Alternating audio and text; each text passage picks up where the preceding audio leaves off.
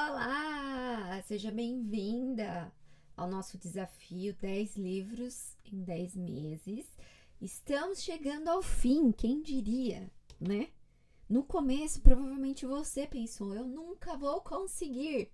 Não sei se você tá me fazendo o que eu tô falando aqui, né?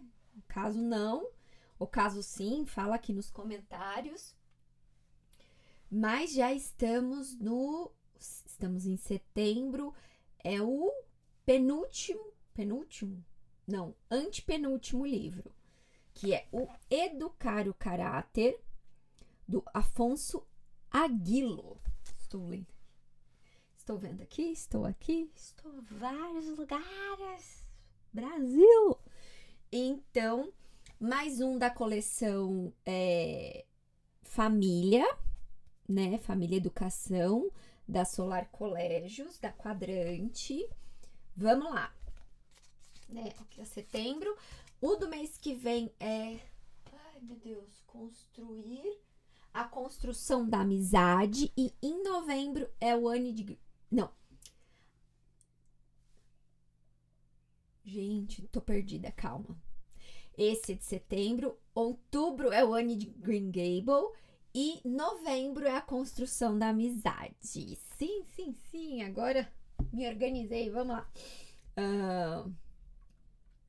Então, vamos conversar sobre este livro, né? Esse livro foi um dos primeiros livros que eu li, ponta a ponta, sobre educar o caráter, tá? E aí, antes da gente começar a conversar sobre o livro em si, eu quero explicar um pouquinho para vocês como é que eu cheguei aqui nesse livro, tá? Que eu acho que é interessante a gente pensar um pouquinho na trajetória das coisas que a gente vai imaginando, pensando, né? Deixa eu arrumar aqui o microfone. Isso. Bom, desde quando eu atendo, isso já faz mais de 10 anos, porque eu me formei, mas não fui atender logo, né? Quem não conhece ainda a minha trajetória, eu venho da parte empresarial, do administrativo, RH, né? Então, eu comecei a construir minha carreira na faculdade, como psicóloga no RH, fazendo recrutamento e seleção, e aí eu mantive essa prática por alguns anos. E aí eu trabalhei no administrativo de uma empresa e depois, quando eu estava no administrativo dessa empresa, aí eu fui fazendo a transição de carreira até que eu transitei completamente, tá? Mas desde quando eu começo a atender efetivamente como profissional já formada, né? Eu atendo crianças, não por uma escolha minha, falando, não, eu quero atender crianças e abrir minha agenda. Eu abri minha agenda e assim os pacientes foram vindo.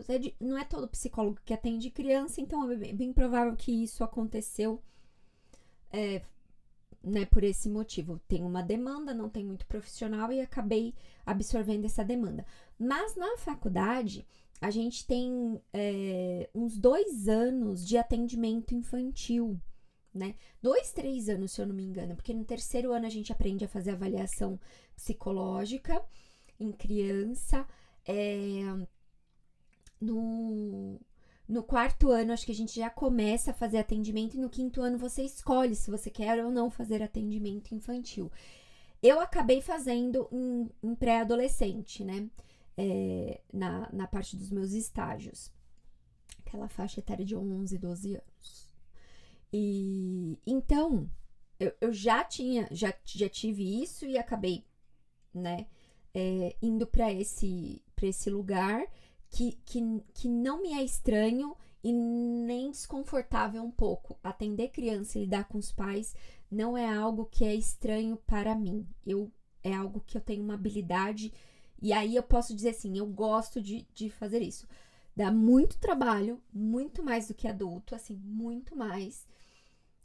Porque a gente tem que estudar mais, né? Porque você precisa entender todo o processo de desenvolvimento da criança e de desenvolvimento do ser humano, de dinâmica familiar e as diferentes coisas que se acontecem e os diferentes problemas que uma família e uma criança pode ter, Então, isso acaba demandando um pouco mais de estudo e um pouco mais de dedicação. Então, não me é ruim esse lugar, tá? Então, vamos lá.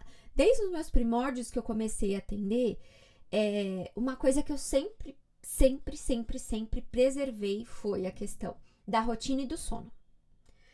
Eu não sabia, né, o que era o significado disso tudo, assim. Eu sabia que isso era um meio para algo bom, mas o que era esse bom eu ainda não tinha noção disso, entenderam? Mas eu sabia que era necessário se fazer isso para você construir uma pessoa com firmeza na vida, com algum tipo de consistência. Isso era claro na minha cabeça, isso deveria ser feito. Então,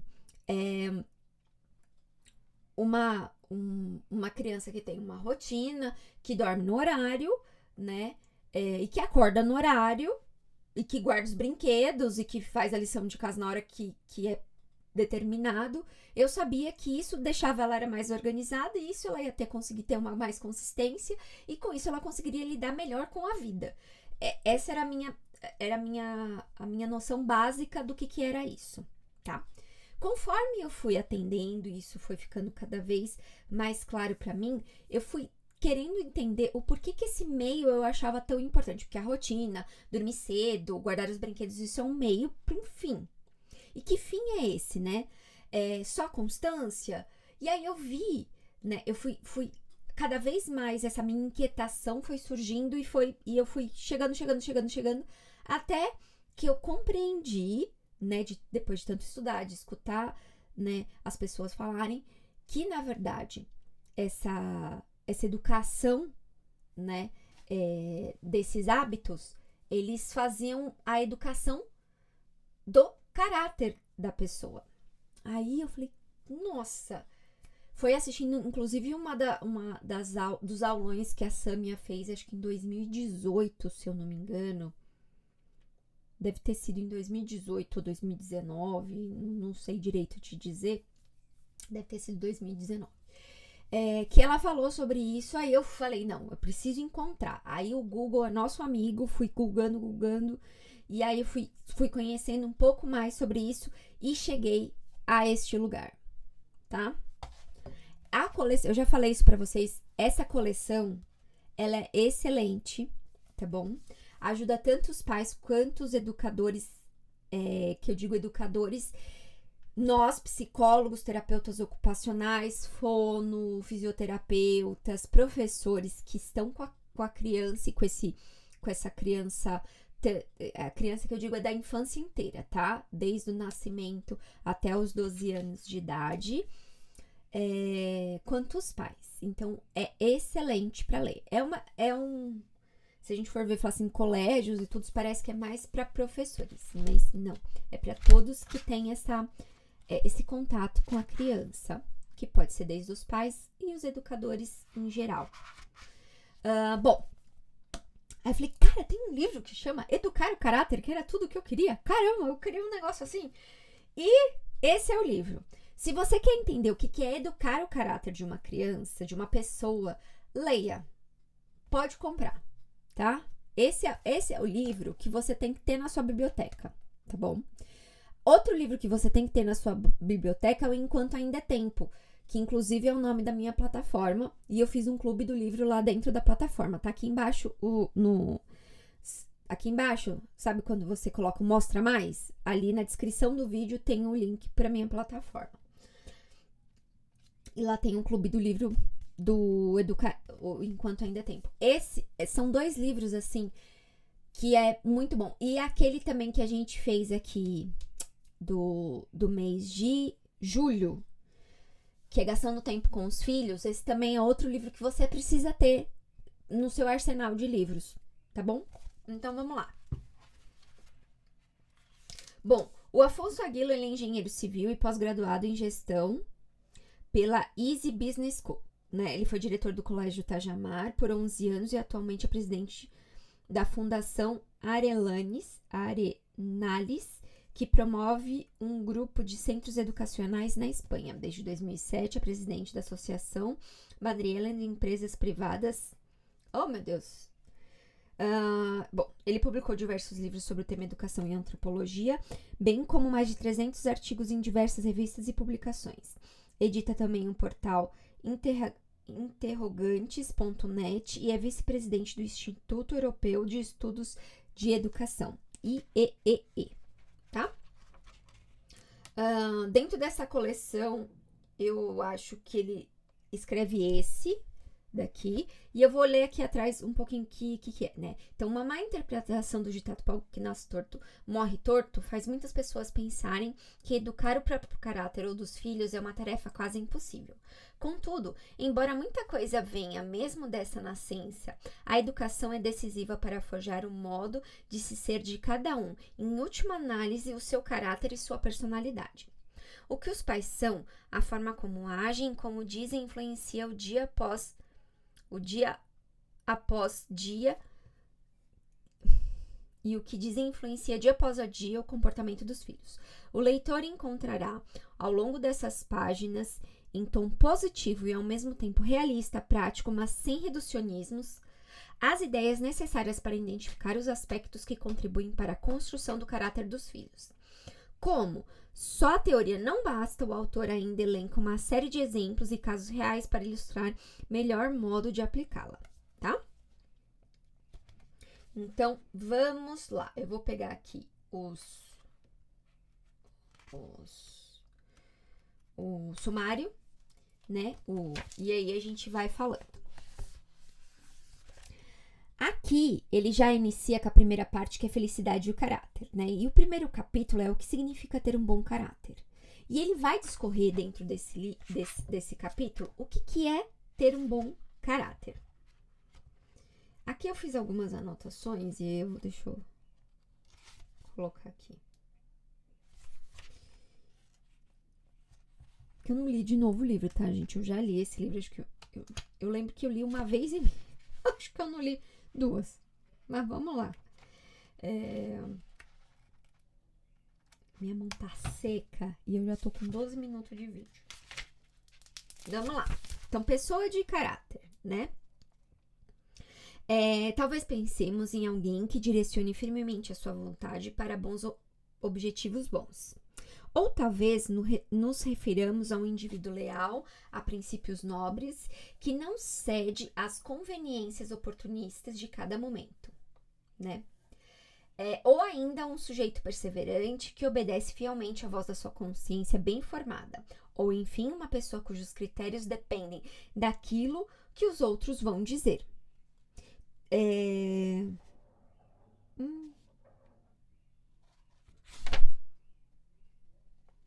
O que ele faz nesse livro? Ele coloca definições e aí ele dialoga com a gente abaixo, quer ver? Então, aí vai falando aqui. Eu li esse trecho e ele fala assim: concordo, já possuímos definições suficientes, mas o que um pai ou uma mãe pode fazer para que seus filhos sejam pessoas de caráter? Então, ele coloca definições e ele coloca aqui esse diálogo como se fosse nós falando com ele, autor. Eu acho a parte mais incrível desse livro é isso, eu não lembrava. E agora que eu tô lendo, eu lembro, realmente ele fica nesse diálogo com a gente, ele fala como autor e depois ele coloca como se nós estivéssemos pensando, né, para poder refletir sobre o que ele vai dizendo, né? Então, assim, ó, vamos lá. Ele dá um destaque que é bem interessante aqui, porque o mais difícil não é formular princípios retos. Isso é relativamente fácil, mas sim persistir neles, apesar das circunstâncias variáveis da vida, tá? Outra coisa também que a gente tem que falar sobre a questão do caráter, quando eu tava atendendo uma paciente aqui, eu pedi pra ela fazer a definição, né? O que seria essa pessoa de caráter que ela tinha colocado numa resposta pra mim, e ela falou assim: a pessoa de caráter é uma pessoa que faz o bem e justamente por ela fazer o bem, ela recebe o bem.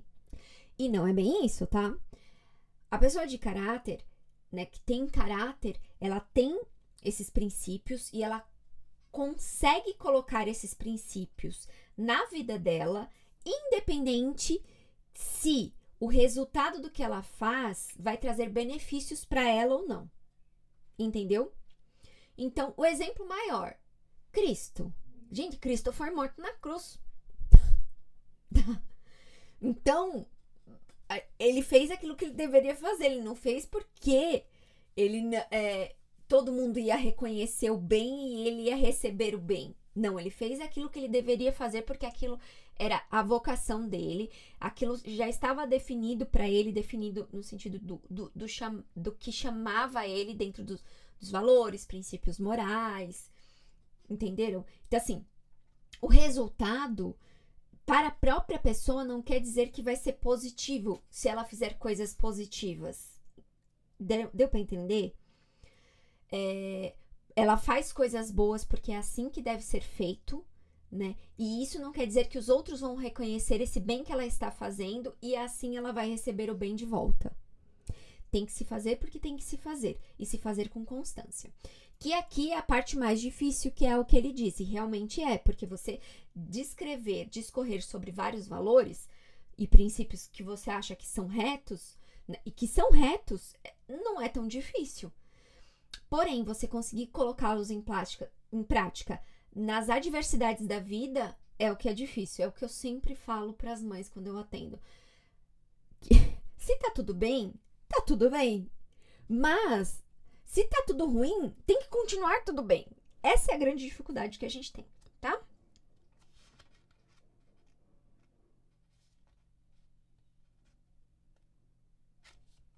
Então, vamos lá.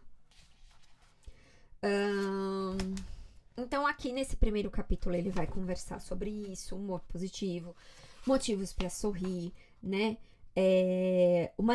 Aprender a ser feliz. Isso é muito importante. Lembra, os homens não nascem felizes ou infelizes, mas aprendem a ser um ou outro. A cada dia a gente forja para si, para que a gente vá aprender a ser feliz, certo? E esse capítulo ele é muito importante para vocês entenderem o que é a felicidade, como se forja essa felicidade. Para esse conceito de felicidade estar definido na cabeça de vocês, porque a felicidade não é se fazer aquilo que quer, né? É saber fazer uma boa escolha, é escolher o bem, é escolher bem e o bem, tá bom? Aí aqui a gente tem o segundo capítulo, que é as dificuldades da adolescência. Esse livro ele é um pouquinho mais voltado na aplicabilidade, pode ser para maior. Que bom que até que eu tô lendo isso daqui de novo, aqui junto com vocês. Olha, isso é realmente uma providência divina, porque eu tô participando de um projeto onde o nosso foco é ser pré-adolescente e adolescente. E foi muito bom reaver isso daqui. Obrigada. Bom, aí aqui fala como vencer a timidez, superar o egoísmo, a inveja, a escravidão da preguiça, né?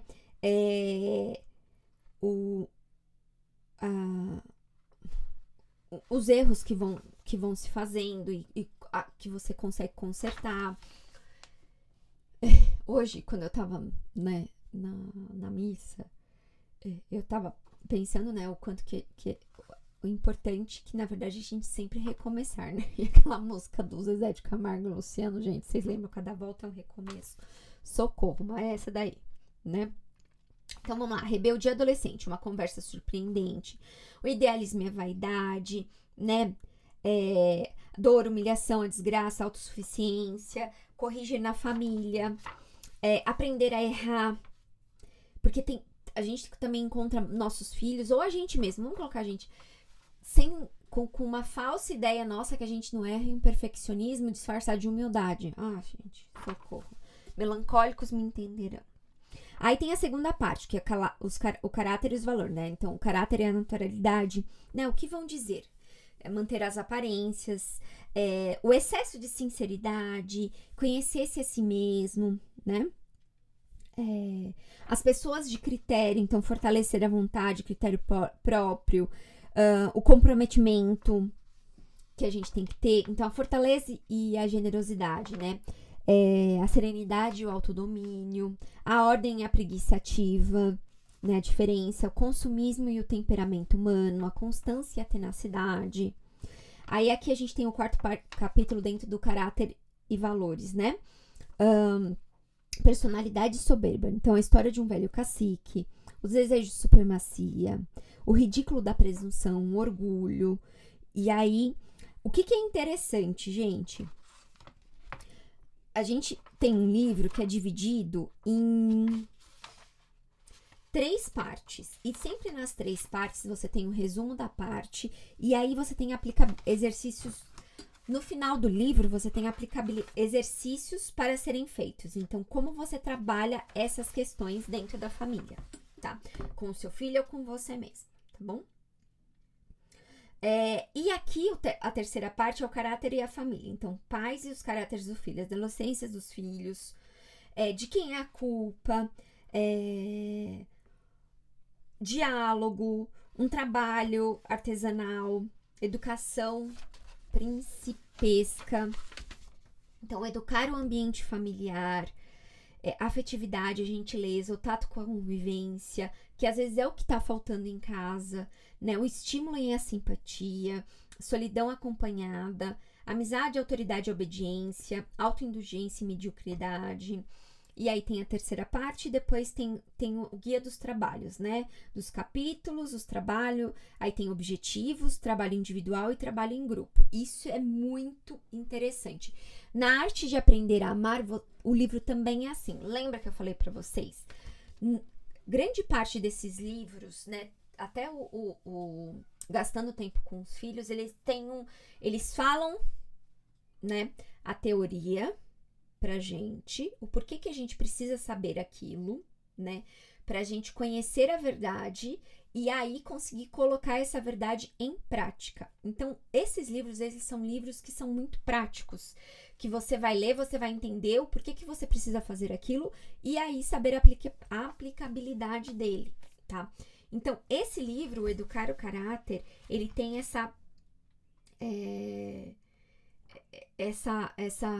além desse diálogo que eu falei que é super interessante, né? Que é o autor falando pra gente e a gente falando com o autor, tem essa aplicabilidade que vocês vão conseguir aplicar, né? Vocês vão conseguir fazê-lo.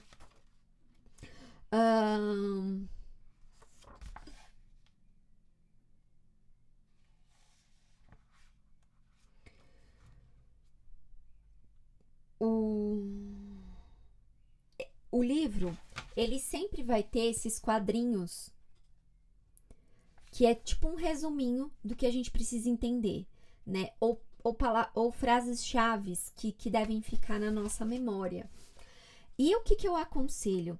Essas frases que vocês viram que impactam, que às vezes pode estar nesses quadradinhos, ou pode ser essa frase dentro do solta do texto, vocês marquem para vocês conseguirem lembrar sempre e deixarem assim, tipo, na mesa do computador. Eu aqui, na minha mesa, eu tenho, né, uma frase de São José Maria Escrivá, que é assim, ó: persevera no cumprimento exato das obrigações de agora.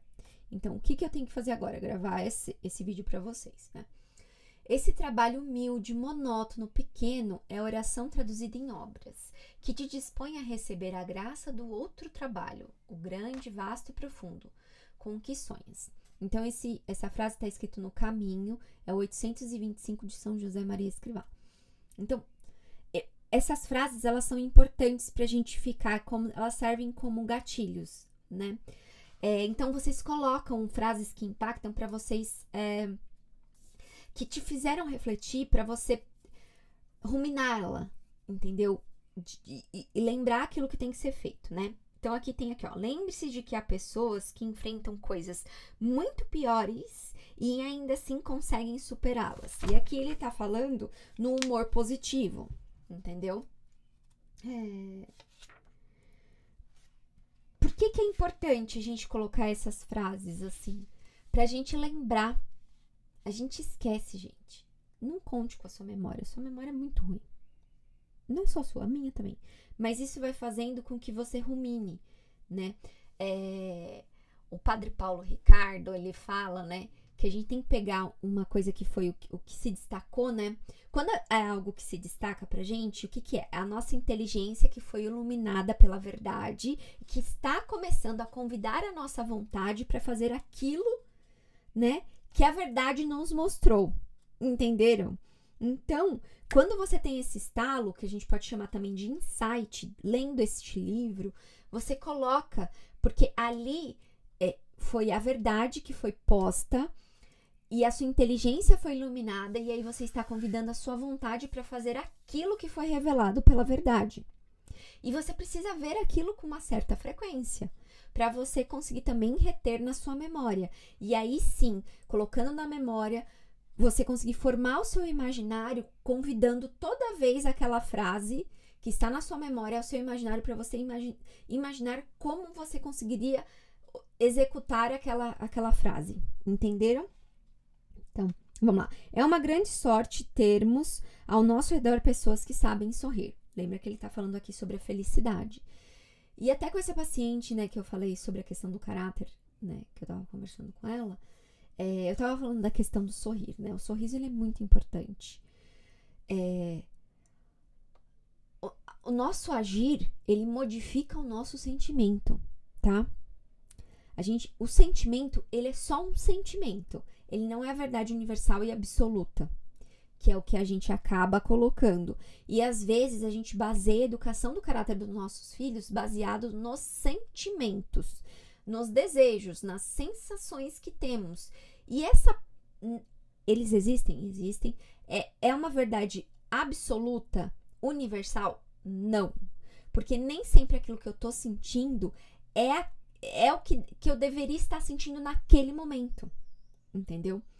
Então, o sorriso, ele ajuda muito a gente modificar esse sentimento. Ai, Amanda, mas eu não preciso validar meus sentimentos? Sim. Mas o validar os sentimentos, o que é validar? Vamos lá. Bom,